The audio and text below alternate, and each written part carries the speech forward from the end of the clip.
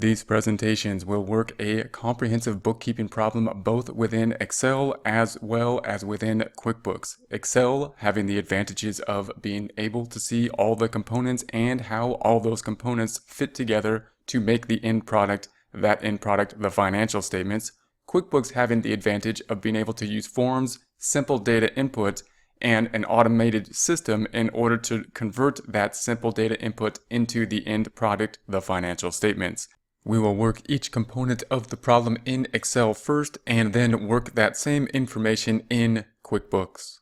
Hello, in this presentation we will record the transaction related to payroll into our bookkeeping problem in Excel, always keeping in mind how that same transaction might be entered into accounting software such as QuickBooks. If you would like more information about the QuickBooks Pro, take a look at our comprehensive course in the link below. We're going to start off with a quick view of how it might be input into accounting software such as QuickBooks. Then we'll jump over to our accounting worksheet and enter the journal entry into the accounting worksheet. If we were to see something like QuickBooks, this is QuickBooks homepage. The employees section is down here, and in essence we are going to choose this item to pay employees.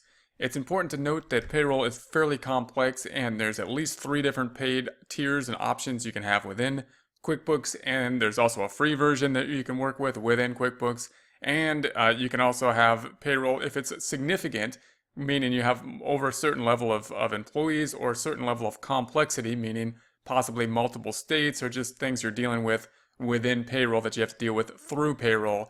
It might be worthwhile to have an external company doing the payroll outside of your normal bookkeeping process. Even if you do that, however, you're still going to have to implement that information into the bookkeeping process with at least a journal entry or somehow automate that process. So it's good to know what we're doing in payroll no matter what type of system we are using. The systems in an account such as QuickBooks will automate certain things, meaning the free version will make you calculate, in a sense, the payroll taxes. We'll take a look at that. That's actually good practice just to know what the system's actually doing. And the more advanced versions will give you more options, like they'll calculate those taxes for free, the federal tax, the state taxes, and then generate financial statements, the ending statements, the 940s and the 941s being the U.S. payroll tax information, and then the states have different payroll tax information. So it just depends on the location, on all the complexities in payroll taxes. But the general idea is in essence the same, and if we know how the calculation works, then we can apply that general idea to whatever the tax rates are and whatever tax system is being used on the payroll. So we're going to have 2 employees. The first one's going to be Adam Hamilton. If we go into the QuickBooks system, no matter which one we're using, no matter if we use the free version or any of the paid versions, if we go into the detail in the payroll, it's going to look like this for any particular employee. And in this case, we have a salaried employee, so we got monthly pay. The time period is going to be January 1st to January 31st. So we're paying monthly. That's going to be the salary per month. So we just take the yearly salary divided by 12. And that would be the monthly salary. And you would think the easiest thing to do, if there was no, regulations or anything, we would just say we would pay and write a check decreasing cash for that amount, and we would debit wages expense, and that would be it. That would be a nice, easy transaction. However, we here have to deal with withholdings. And those are going to be down here. So these are going to be the withholdings that we take from the employee. It's important to understand what this means when we talk about these withholdings, because we're going to say that there are payroll taxes and that there are withholdings, and then we're going to have employer portions of payroll taxes. So when we record this journal entry, we want to understand what we're doing. So first of all, we're not going to deal with the state taxes here. We're only going to deal with the federal taxes. The same concepts will be applied to the states. The reason we won't deal with the states is because they're different, and other countries will have, it's all the same types of taxes. Once we get the tax type down, then we need to know the rate, and we can calculate what's going on here. So we'll concentrate on the federal taxes, which is a little bit more broad, and then just we'll apply the same rules to whatever area we are in. So in essence, we've got the gross pay here, and the Fed basically says that the employee is responsible for paying taxes. So the employee needs to pay their own taxes for, in our case, federal employment tax, Social Security, and Medicare. However, the employer has the responsibility of making them pay that taxes by taking it directly out of their paycheck. So it's really, you can think of it as the employee's responsibility, but the employer is being forced to be like the parental figure there, or like the enforcement figure to force that responsibility to be done when we think about these taxes that are being taken out of the paycheck. So we have, in essence, the salary here, and then we're going to take out the federal income tax. It's the normal tax that not the employer pays, not the company, but the employee. And then we also have Social Security and Medicare, and these are going to be two different types of taxes. They're taxed at a different rate. We'll talk about the rate a little bit in a little bit. But in essence, they're just going to be different taxes that the Fed is supposed to put in a different area to pay for different things, social programs such as Social Security and Medicare. So those are the responsibility of the employee to pay, but again, the employer has the responsibility of forcing them to do that by taking it out of their check directly. So this is going to be the pay, this is the net check. Now, it's important to note that there could be a lot of other things that we pull out that could be good things and voluntary things like a 401k plan, insurance we might have. Those are going to be options that the employee could have for benefits that we're going to say, hey, we'll take it out, but we're not going to force you to take it out. We'll give you the option of being part of this these benefits, and if you want them, then we'll take them out of your check and you won't even have to deal with it. So those are the employee options, and they act much the same. The state would be much the same as these, meaning the state would, force the employer to take out state taxes to make sure that the employees are paying some form of state taxes. Okay, and then we have the employer side over here. So these are taxes that the employer pays in addition to the employee taxes, which is a bit unusual because usually we think of paying taxes on the wages that we earn. These are taxes that the employer are actually paying on what the wages earned of the employee. Or in other words, they're paying these taxes on one of their expenses, on wages expense. And you can think of it, it's kind of set up kind of like a 401k plan where you have a matching type of principle. The idea being that these are going into social welfare programs, Social Security and Medicare, and for the employee kind of, and the employer is going to basically match those. So these two are not being pulled out of the check, but being paid by the employer. So we'll take a look at that in our Excel system as well. We have another employee, Erica, hourly employee, $20 an hour, worked 40 hours, that's $800. Same system, we're going to take out the federal income tax, Social Security, and Medicare. We'll talk about the calculations in Excel a little bit more. And that'll give us the net check. So she's actually going to get $630, although earning $800. Then we're going to pay on top of that another $49 for Social Security and another $11 for Medicare on the employer side. So let's take a look at how this might look in Excel. So we'll do the same calculation here in Excel. If we were just going to do this all by hand, we'd have to basically make a worksheet to calculate these wages and then write the check to them based on the gross pay. And we'll talk a bit about this. It'll be a little bit simplified, but we'll get the concept of it here. And so we're going to make a check. We're basically writing payroll. And in essence, payroll, in its most simplistic form, we're going to write it for the month as of January 31st, for the month ended then, starting January 1st, ending January 31st, for the first month of operations, to these two employees. Now, if there wasn't any regulation, it would be the easiest, it'd be a really normal journal entry, really easy journal entry, just like paying the utility bill. We would say that, is cash affected? We're going to say, yeah, cash is affected. It's going down because we are paying the cash. So that's a debit, and we're going to do the opposite thing to it and credit it. So we would copy that, scroll down, and that would be on the credit side. So I'd put it on the bottom. Now, because there is some more complexity, I'm going to put it down here. I'm going to skip 2 lines, and I'm going to put it down here on Q31. Q31, right click and paste 1, 2, 3. And then we'd say, well, what's the other side of it? We're paying wages. And the wages, some people get a little mixed up because we're typically used to earning wages, so we see it as revenue when we hear wages typically. But this is the employer paying the wages, and that means that they're using the wage earnings in order to help generate revenue. It's an expense. So it would be a wages expense down here, some type of wages or payroll expense of some kind. QuickBooks typically will use the term payroll expense. So we're going to take that. That's an expense just like anything else. So we're going to copy that and we're going to debit it. So we'll copy the expense as we do all the time with expenses and put that on top in Q29, right click and paste 1, 2, 3. So once we get the amounts, you would think that would be the journal entry. But then, of course, we have to deal with the fact that we have to withhold. And normally, remember that if this was an employee's payroll, and we think about normal U.S. tax, we'd say, well, the employee is responsible for paying their own Social Security, Medicare, and federal income tax. That's their responsibility as a they do a 1040 at the end of the year and are responsible for paying their own taxes. But note that what really is happening here on most people's pay, if you're a normal payroll for get a W-2 wage, there's been pressure, all the pressure is put on the responsibilities put on the employer to pull that money out. They have to. They've got to pull the money out. So it's not really, although it's being taken from the employee's wages, the employer is responsible for doing the calculation and going through the diligence of making sure that the withholding's happening. In other words, even though the employee is paying it, they never see the money because the employer is forced to take it out. So that's going to complicate things a bit in our terms of calculations. A lot more difficult than just paying the utility bill when we pay the payroll bill. We got to calculate these withholdings. So let's talk about what that will be. In order to do that, we'll go through our worksheet. So I'm going to scroll all the way to the top. We're going to freeze the panes. We're going to go to the View tab. We're on cell AJ1, View tab. And we will go to the Windows group and freeze panes. Freeze panes. And we'll do just a quick worksheet on this and see how this might look if we were to do this by hand, just in Excel.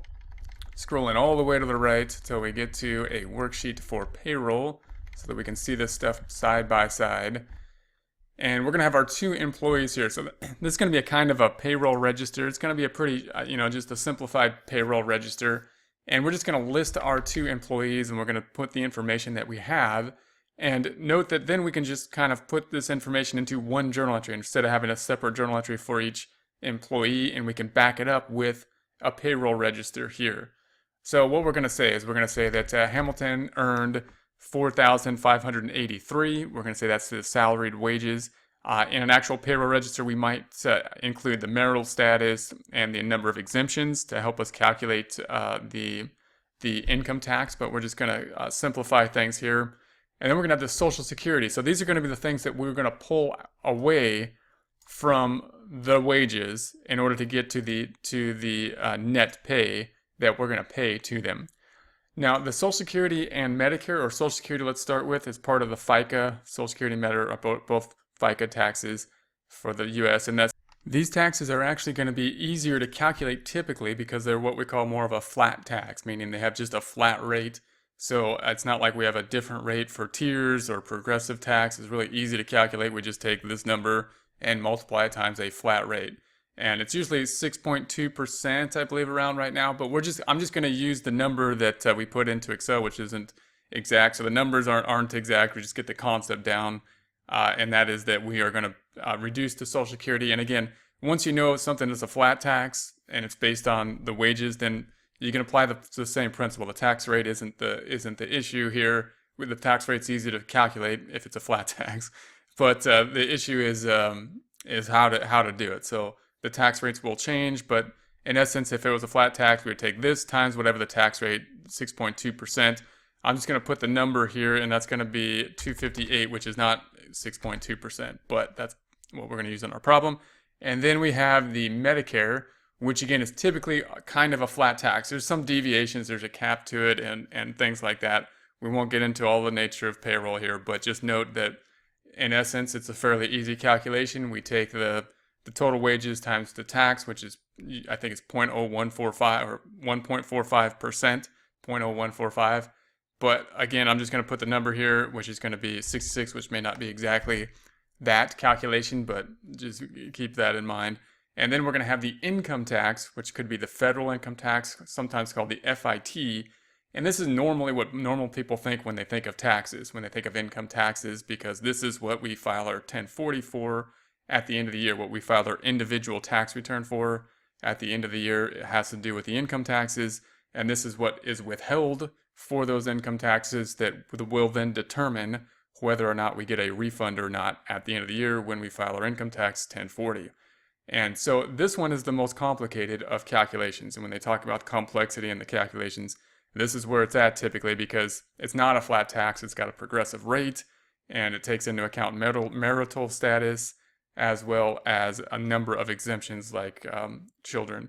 So in order to do that, we have to use a table, and we either have to use a table or some kind of software to do that calculation. Again, this isn't a payroll class. I won't get into the calculations. Just note that you'd need a marital status, you would need the number of exemptions, and you would need then at least a table or software to basically calculate these taxes. You'd also need to know how often you pay, which in this case is monthly.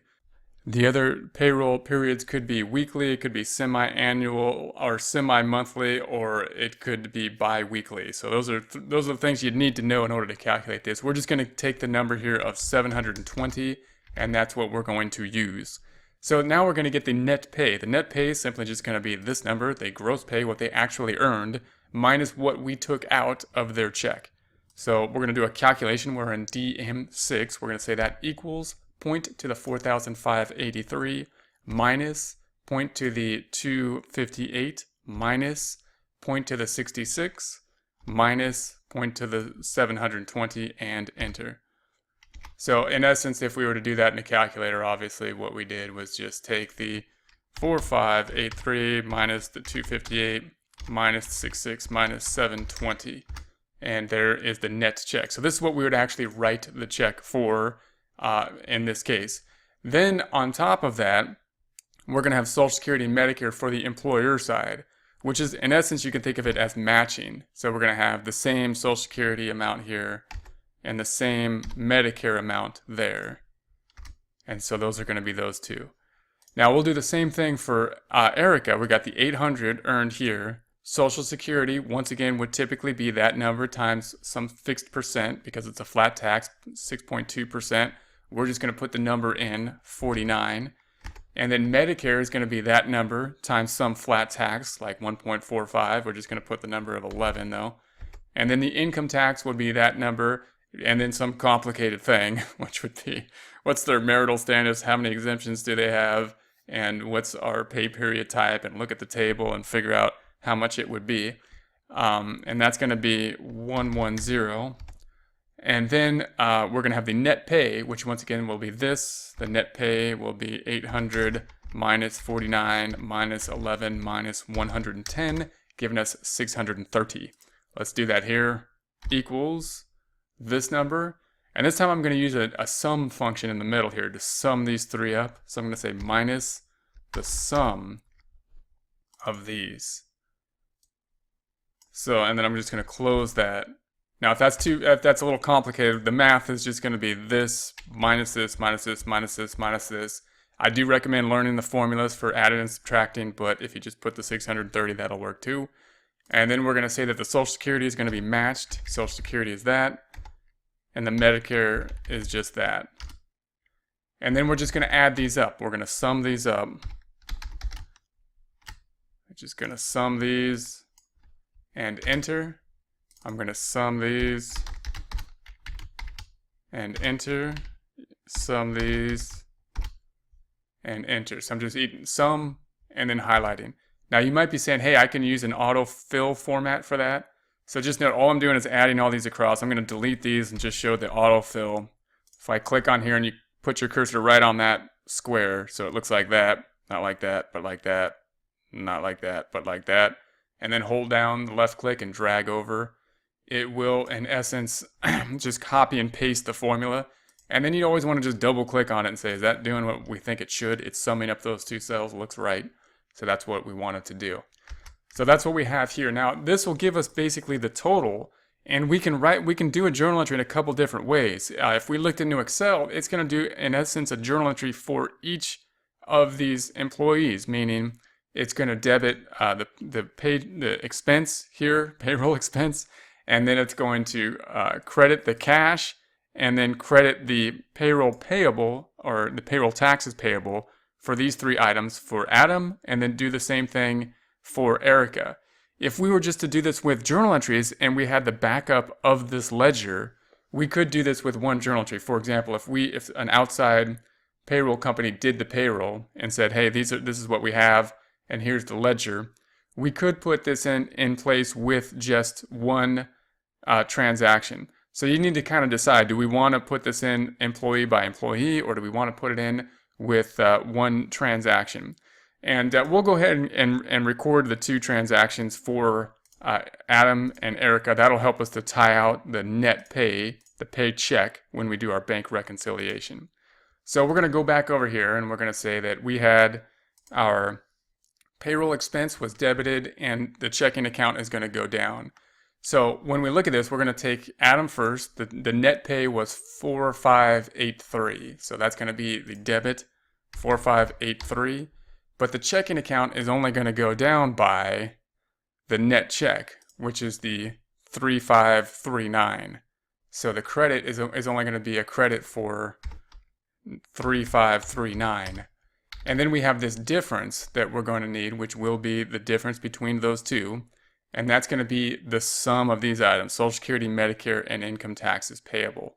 And that's going to be added. If we add those up, that adds up to 1,044. And that's going to be the difference. So this is going to be a credit of 1044. So if we highlight all of these, then it adds up to 0. And this is going to be something like payroll taxes payable. It'll be a liability. We owe it now to the government. I'm going to highlight these two. We're going to go to the Home tab, Alignment, Increase, and Dent. And then we'll do the same thing. I'm just going to copy these and put them down here. And we'll do the same thing for the second employee. I'll highlight these two, Home tab, Alignment, and Indent. Second employee got gross pay of 800. So we'll put the 800 here. But they're only going to get 630 after we pull out Social Security, Medicare, and income taxes. So we're going to put the 630 here, credit 630. The difference then is what we removed from the paycheck, which is 170. So that's going to be a credit of 170. And that's what we have. We highlight that, that adds up to 0. So those are going to be the two checks that we went out. This is what's happened to the payroll. This is the payroll expense, because really all of that 800 is theirs. Even though we took 170, what we're going to do is not keep that 170, but pay it for them, for the employee, to the government to satisfy their responsibility to pay that. So, and then we're going to go over here. We still have, however, the employer taxes. And when we talk about payroll taxes in terms of payroll tax expense, this is really the only payroll tax expense there is. These are not payroll tax expenses for the employer. They're payroll tax expenses for the employee. For the employer, they're all just part of wages. And this is what they earned. This is what we had to take from them and pay them for. All we're doing is a kind of a service for them, paying their own taxes. The payroll tax expense for the company is this, the employer's portion. Now, QuickBooks will typically just lump that into the same account. So instead of recording like I would recommend debiting payroll tax expense, they're just going to put it into payroll expenses. Debit payroll expenses. And so this is going to include both wages expenses and the payroll tax for the employer. So we'll scroll back up, and that's going to be these two. I'm just going to lump them together. All of these for both Adam and Erica add up to 307 and 77, or 384. So we'll scroll back down. This is going to be 384, and then we're going to credit, and it's going to go to payroll tax payable again. We owe that money to the government. So there's that.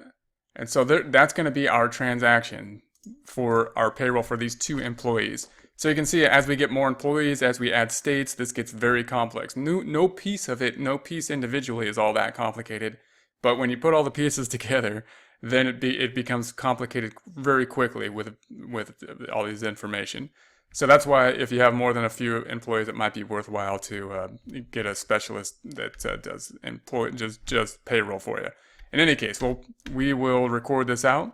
So I'm going to go back all the way back here, and we're just going to post this one by one, starting here. So we're going to post this, and maybe I'll just highlight this to not get confused on which one we're working at. So I'm going to go to the Home tab and make this one maybe green, just to show that that's where we're working right now.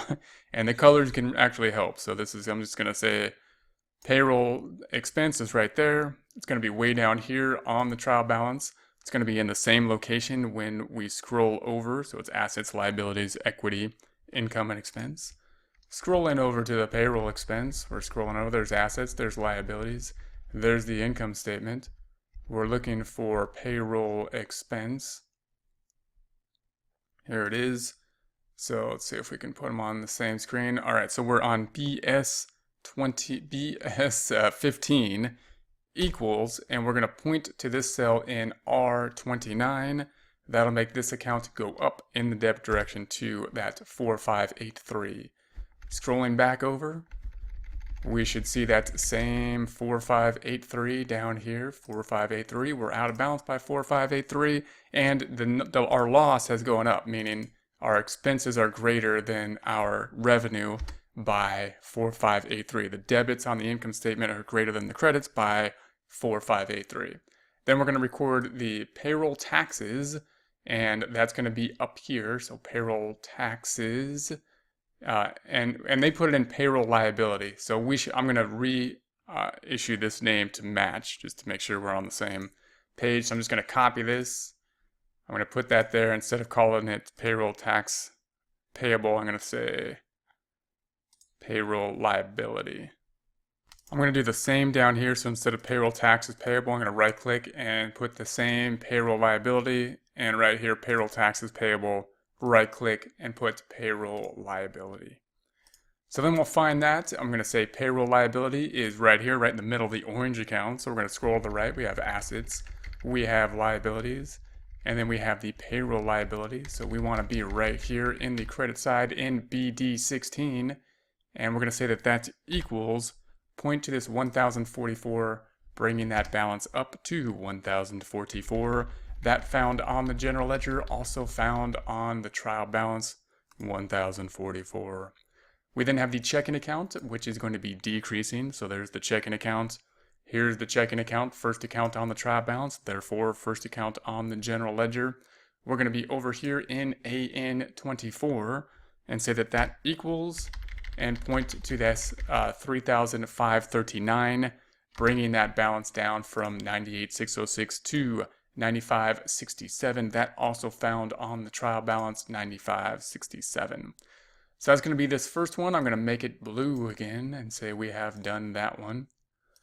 Then we're going to make this one green. I'm just going to highlight this, right click, and make it green. We can also find that if you're on a different computer up here in the colors.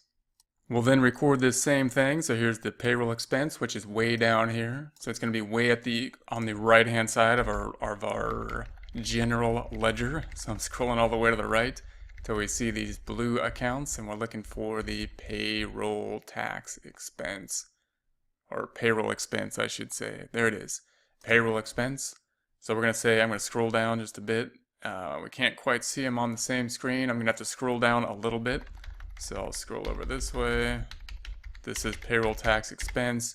We are in BS16 equals, I'm just going to scroll down a bit and get that 800 and enter.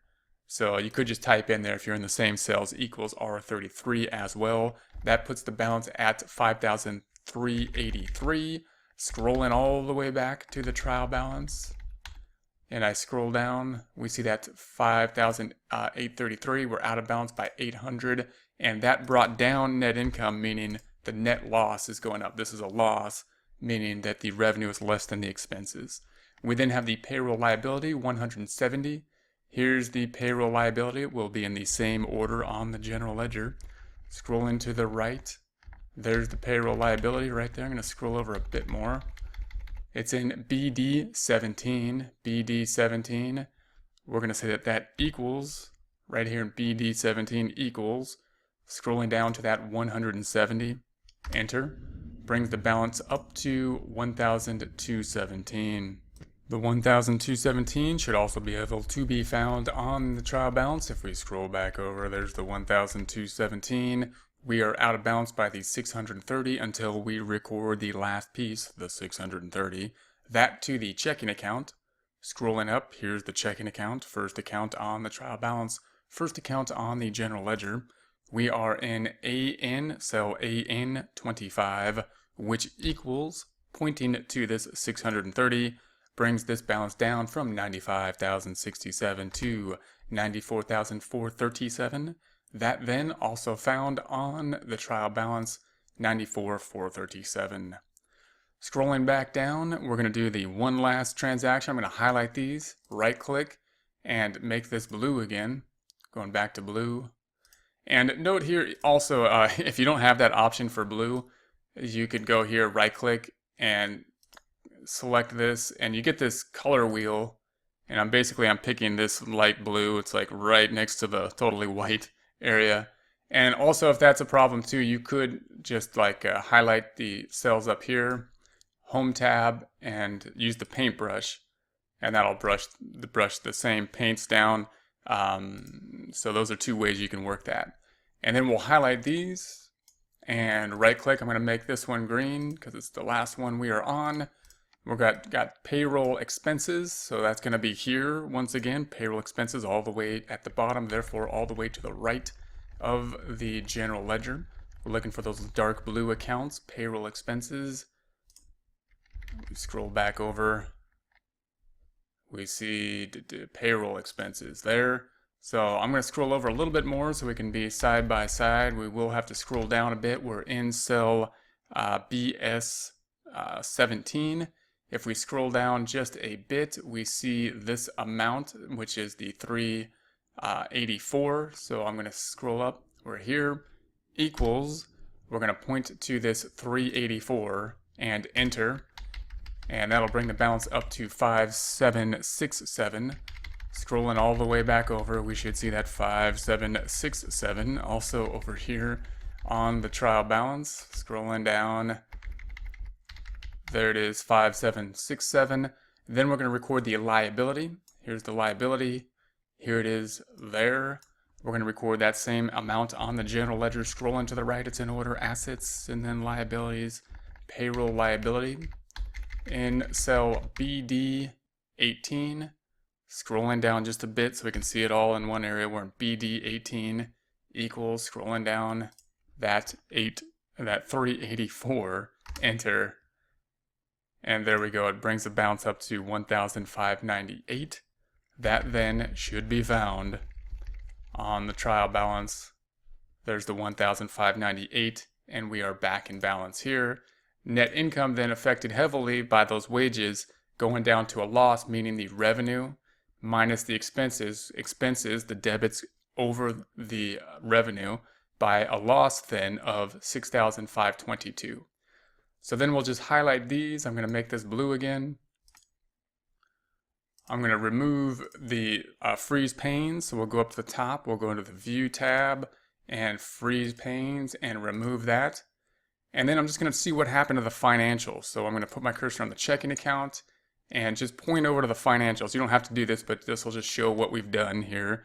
So that went to the financials. We've adjusted to the payroll liability, and we adjusted the payroll expense. So let's go over to the financials, which should be done automatically. They should be automated and still be in balance and all that good stuff. So we're going to go to the right and see if that is indeed the case. So here's cash has been adjusted, payroll liability adjusted, the total assets still equal liabilities plus equity. Net income was affected. We have a big increase in the payroll expense, bringing our loss up to 6,522. That also found on the statement of equity, part of the calculation to get the ending equity of 143,875. That then found as well on the balance sheet, 143,875. Hello, in this presentation we will process payroll within QuickBooks Pro 2018. If you've been following along with us, that's great. We will be continuing on the Get Great Guitars problem. If not, that's okay. We will be processing payroll down here, and you can follow along with the payroll processing process. If you have the backup file for this point, you could go to the file and restore that information. We will be working with entering data, so it would be good to be starting at the same point in time, and hopefully when we're finished with the problem, ending at the same point in time. We've got the company file open. We have the Home tab open. Home tab being found at the company and then Home tab. We also have the Open Items window open, and if you don't have that, then go to View and Open Window List. That'll give you this list on the left-hand side. We are going to be working, of course, with the Employees section of the Home tab. We have a nice diagram showing the process of the employee system. That first starting with the enter time. This enter time field being an optional field. That is if we're going to track time, basically have a time ticker clock where we're going to punch in and punch out the time. That can be useful because it could also track that time to the invoices and be recorded within the invoice. We're not going to be using that at this point. We're going to be processing the payroll directly, and we're going to be processing payroll, which you would be using if you were to be tracking the time outside and just recording the hours as we are doing here, or within some other type of payroll system that basically tracks the time. If you're billing based on time, then you would be recording those hours at this point, as we will show here, when processing the payroll, and or for processing payroll for those who are salary paid, then we may not be using the enter time function over here in order to help us with the payroll processing. Remember that in order to process payroll, we need some kind of payroll thing set up, some type of payroll system set up. QuickBooks has at least 3 to 4 of them, different tiers of payroll that can be paid, and QuickBooks will provide more of the service. Obviously, the more money is paid for the service. The minimal is to basically process payroll and process the withholdings, which is a big part.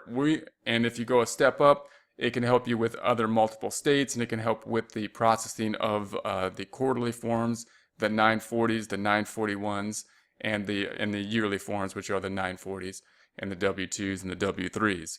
We're going to be processing the payroll using the manual system, which looks pretty much the same as a lot of the other tiers, except that we're going to have to actually calculate the withholdings, or input the withholdings, in terms of federal income tax and Social Security, Medicare, both on the employee side and the employer side for Social Security and Medicare.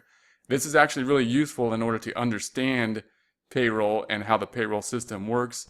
And so it's a good practice to do, even if we plan on paying for those items, so that we can explain or have an understanding of what is being withheld, how it's being withheld, what the net check calculation looks like, how then is the journal entry being made, or how are accounts affected when the payroll is processed.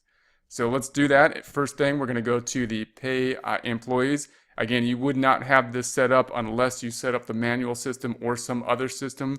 If you just want to work through a problem, you could set up the manual system. It's free, in order to see how payroll works and practice with that, and then decide if you want to set up another system. If you have some other payroll system set up, then this icon will still be there. And if you choose, if this looks complicated or something, obviously you then have the option to, when processing payroll, to think about if you want to outsource payroll to something like ADP or Paychecks or some third party, rather than doing it within the QuickBooks system, rather than generating the checks within the QuickBooks system. Okay, so let's see what we have here. We're going to say pay employees. We have set up the employees in the past. We've set up the payroll system in the past. If you missed those, then go back and take a look at those.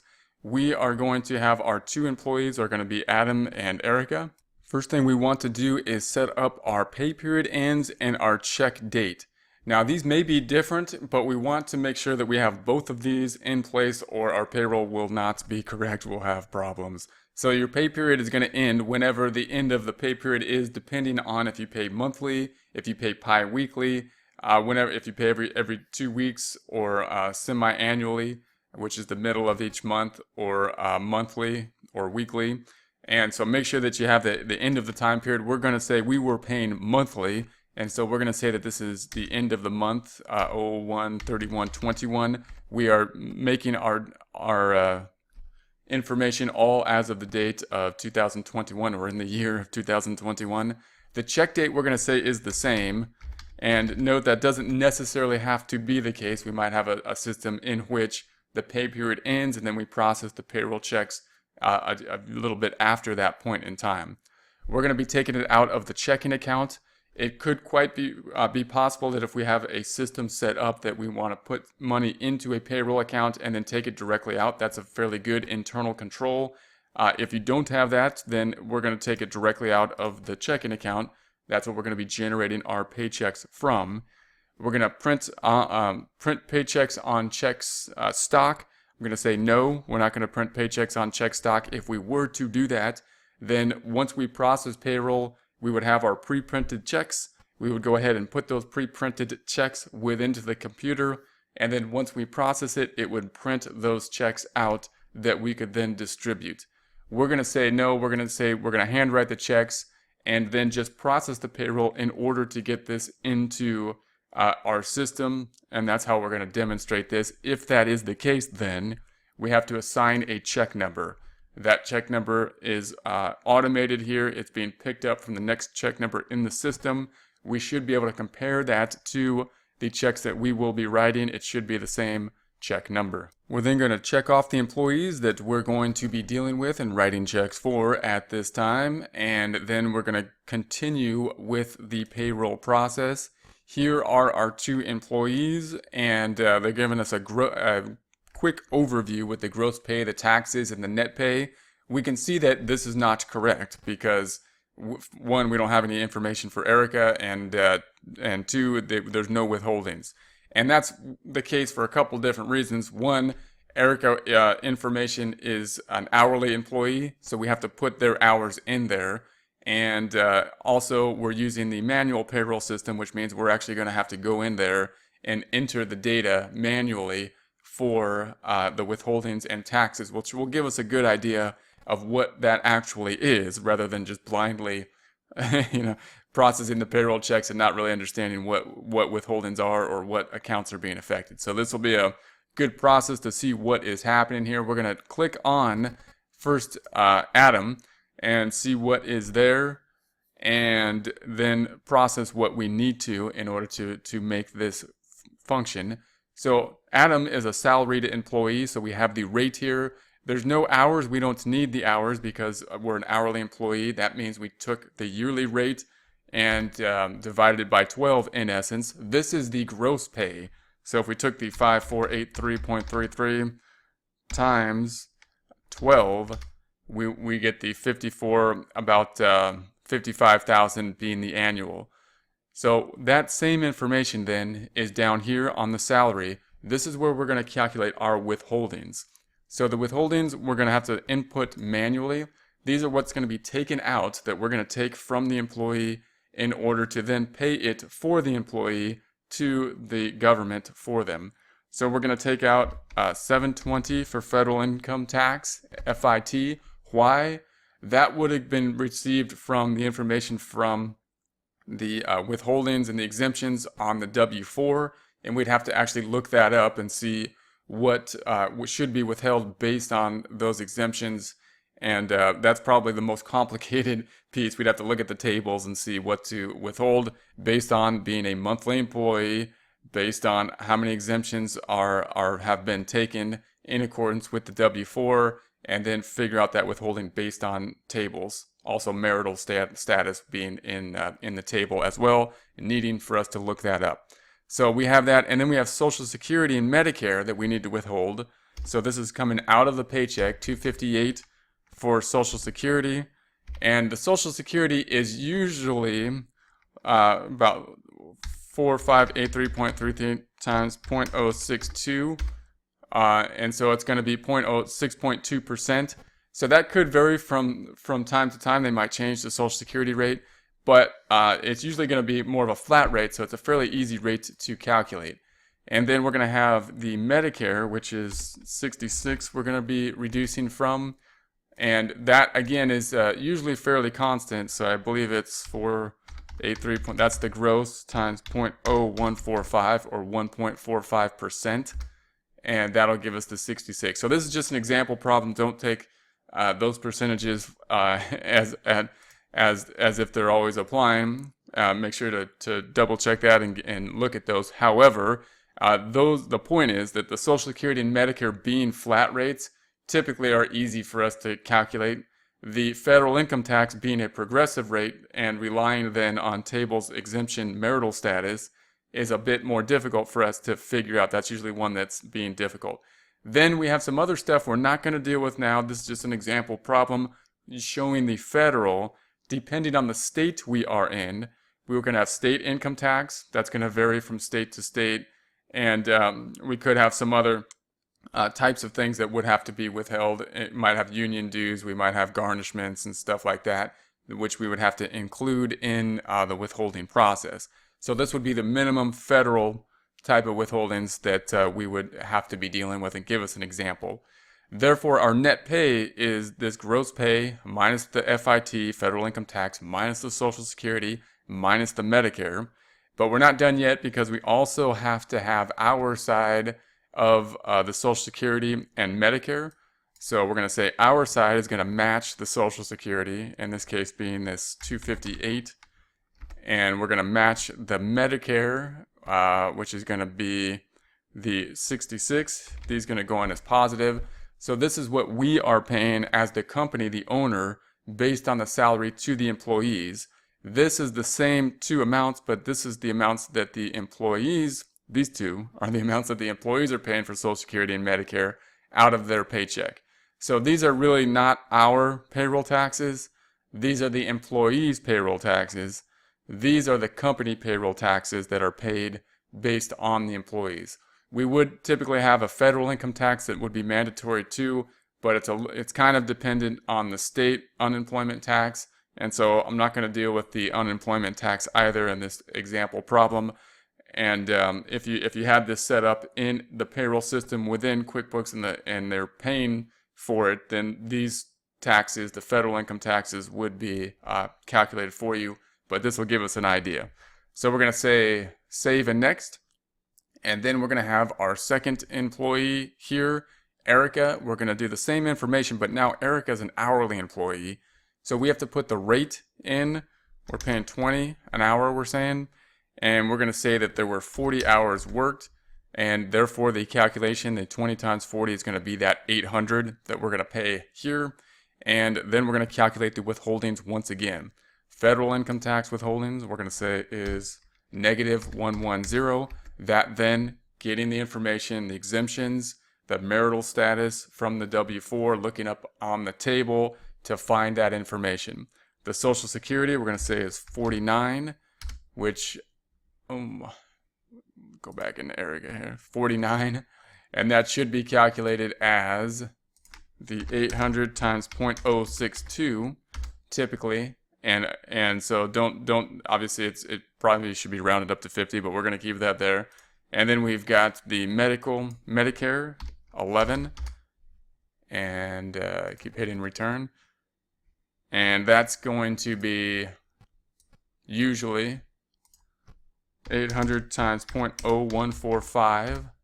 So there's the 11, probably should be 12, but we're going to keep the example at the 11. And then we're going to have our portion, which would be the Social Security of 49 and 11.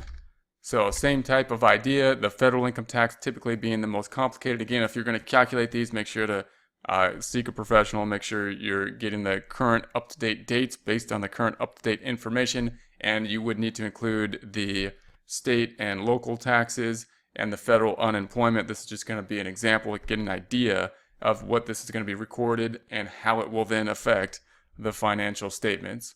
So this will be the net check then. That's what's going to be actually written for the net check. These amounts are going to be withheld. They're going to be payables on the books that we are then going to have to pay for the employee to the Fed in this case. And these two are going to be items that we did not withhold from the employee, but that we owe our payroll taxes that we're going to pay it'll be a liability as well, Social Security and Medicare, that we'll have to pay to the Fed. Now we're going to select Save and Close. We've entered that data, so now we have the data is there. So here's the gross pay, here's the taxes, here's the net pay, and then we've got in the employer taxes, our portion of the Social Security and Medicare. Here's the gross pay for Erica, the taxes, and then the net pay. This tax is including all the taxes that are employee taxes federal income tax, their portion of Social Security and Medicare, and then our portion of Social Security and Medicare that we have to pay on the company side. Now we're going to go ahead and create the paychecks. So we will create the paychecks. We are not going to print the paychecks because they're already, we're not going to print them in this example. Note, however, that even if we were to write the paychecks by hand, we would need to provide in some format the pay stubs to employees. So you'd want to still print the pay stubs and provide those to the employees. Those are typically going to be mandatory to do. But I'm going to close this out and see what we have. So there are a couple areas where we can check and see what has happened in terms of the payroll. First, we can go to the register. That's probably the most common area to see if those checks were actually processed. Do they show up on the payroll register? We're going to do that. We're going to go to Banking, Use Register. And I'm going to keep it on the checking account and say OK. And then we see that these two checks are here for Adam and Erica. If we double click on the paycheck, then we will see the items within the paycheck and we can see the detail. If we want to see more detail, we can click the Paycheck Detail and we can see more of the detail here in terms of what has input. If we want to see what is going on in the financial statements, we'll take a look at that. Payroll, whether you do it within QuickBooks or you do it outside of QuickBooks, is one of the more complex journal entries that you'll have to put in place. If you do the journal entry within QuickBooks, if you run this process, QuickBooks does the journal entry, but then we need to really kind of understand what the journal entry is doing in order to make sure that we're paying the payroll properly. If you have the payroll system done outside by an outside like ADP or Paychecks, then you got to make sure somehow to get that information into the system with a journal entry or some format to get it into our books, even though it's been processed outside. And that might be a fairly complex journal entry to do too. So no matter what you do, whether you do it in-house within QuickBooks, whether you use a manual system, whether you use QuickBooks paid system, or a third-party system, we have to have some idea of what the effect is on the financial statements in order to make sure, one, it's being recorded, and two, we understand how it's recorded, and three, making sure that we are in accordance with regulations to make the payments to the people that were withheld from the Fed, the state, and any other type of garnishments or whatnot. We got to pay for the withholdings. So we're going to go to Reports. We're going to go to Company and Financial. And let's take a look at the balance sheet. We're going to change the dates to 01/01/21. And let's go into the Customize field as well and change the range so that if we drill down on anything, we will see more than just the one date. So I'm going to go from 01/01/21 to 12/31/21, and that'll change this to 12/31/21. So now we have that range, and we can take a look at what's going to happen within the payroll. Now, when we process payroll, you would think that the transaction would be pretty easy if it wasn't for withholdings, meaning we would just credit the check and we would debit payroll expense. The withholdings complicates the picture because then the paycheck is going to be net of the withholdings, and the withholdings then will go into a liability. So first we can check the checking account as we did in the register, and we can double click on that, zooming in, drilling down on that. We see our two paychecks. If we double click on those, we see the paycheck once again. If we want to see the detail, we can click on that, see the detail. Closing that back out, closing that back out, we see those two there. If we go to the other side of it, we would assume that there would be an expense called wages expense or something like that. So we're going to go to Reports. We're going to go to Company and Financial, look at our income statement or profit and loss statement for QuickBooks, and we're going to change the date to 01/01/21 to 12/31/21. And look for our payroll expense. There is our payroll expense. If we double click on the payroll expense, we see it broken out in a lot of different items here. So note what they have here is we're going to have the check amount, and then they broke out basically the types of withholdings being the Social Security and the Medicare. And let me correct that. These two are not the withholdings of Social Security and the Medicare, but those are the employer portions of Social Security and Medicare.